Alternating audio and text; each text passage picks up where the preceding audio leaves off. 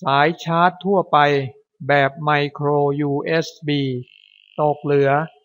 3.94 โวลต์สายชาร์จที่ได้ไฟสูงสุดจะดีที่สุดและชาร์จได้เร็วที่สุดสายชาร์จที่ได้ไฟต่ำสุดจะแย่ที่สุดและชาร์จได้ช้าที่สุด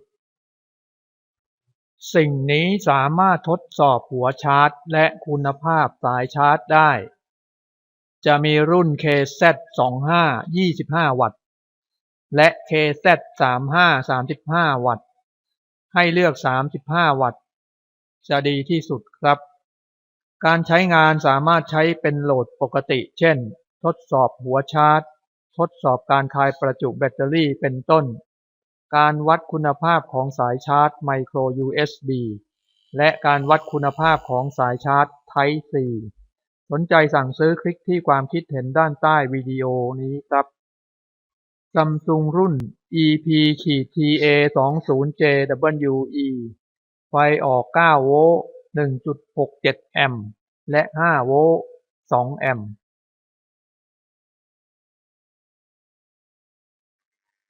ผลการทดสอบผ่านครับสูงสุดได้เท่าไหร่กระพริบไฟออก 9 โวลต์ 1.67 แอมป์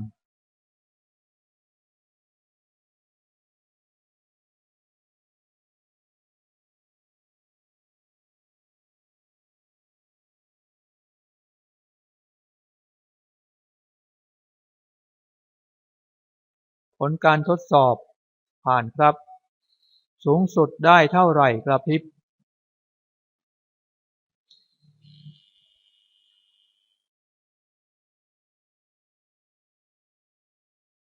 โพโก้รุ่น C22 ไฟออก 5 โวลต์ 2.4 แอมป์ผลการทดสอบผ่านครับ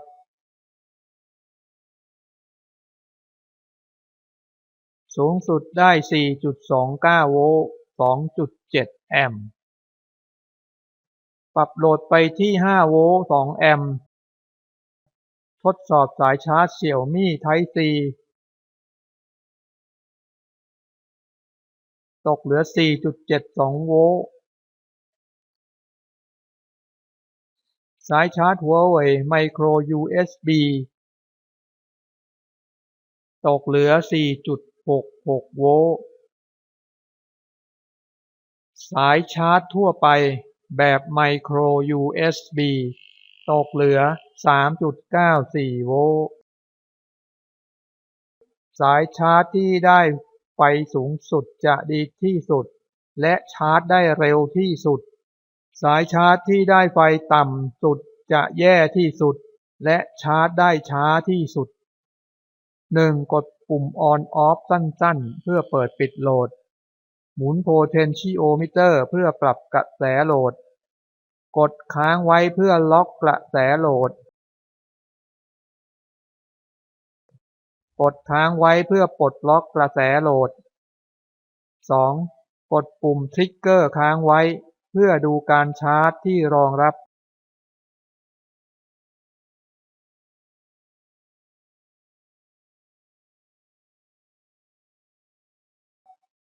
กดปุ่มทริกเกอร์สั้นๆเพื่อเข้าสู่โหมดหมุน Potentiometer เพื่อเลือกโหมดการชาร์จโหมด C2 และโหมด C3 สามารถปรับโวลต์ได้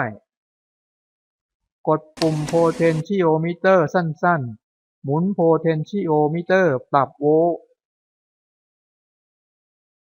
ไปที่ 9 โวลต์ 1.5 แอมป์กดปุ่ม Potentiometer สั้นๆเพื่อทดสอบโหลดกดปุ่ม Potentiometer ค้างไว้เพื่อตั้งค่าระหว่างการตั้งค่าสามารถเปิดปิดโหลดได้ด้วยปุ่มทริกเกอร์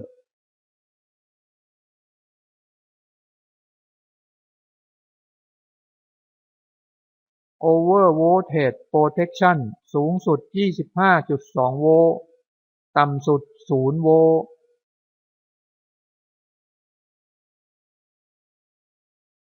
Overcurrent Protection สูงสุด 5.1 แอมป์ต่ำสุด 0 แอมป์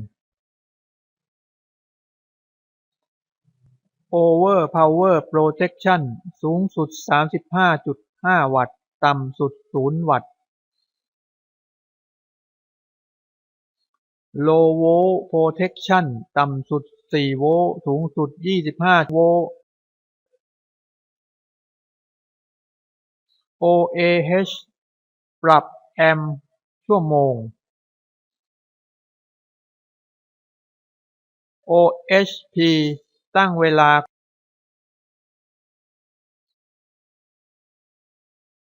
-0-1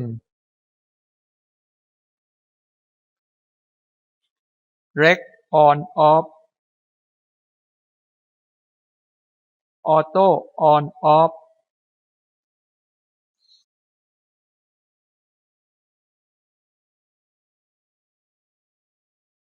กดปุ่ม Potentiometer ค้างไว้เพื่อกลับไปโหลดกดปุ่ม Potentiometer สั้นๆเพื่อดูวัตต์แอมป์ชั่วโมง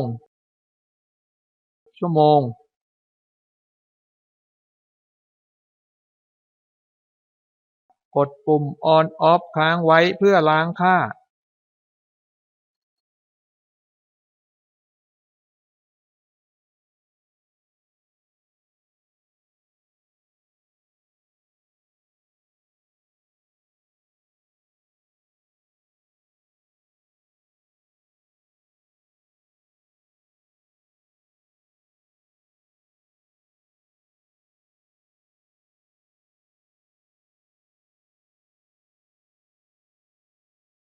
ตรงนี้สามารถต่อสายไฟเข้ามาได้เป็นไฟตรง DC 4 โวลต์ถึง 25 โวลต์ตรงนี้เป็น Type C Interface กระแสสูงสุด 5 แอมป์ตรงนี้เป็น Micro USB Interface กระแสสูงสุด 2 แอมป์ตรงนี้เป็น USB สูงสุด 5 แอมป์ปุ่ม On Off ปุ่ม Trigger ปุ่ม Potentiometer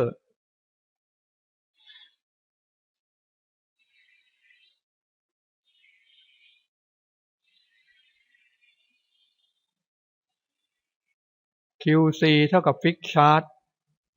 AFC ย่อมาจาก Adaptive Fast Charging FCP ย่อมาจาก Fast Charge Protocol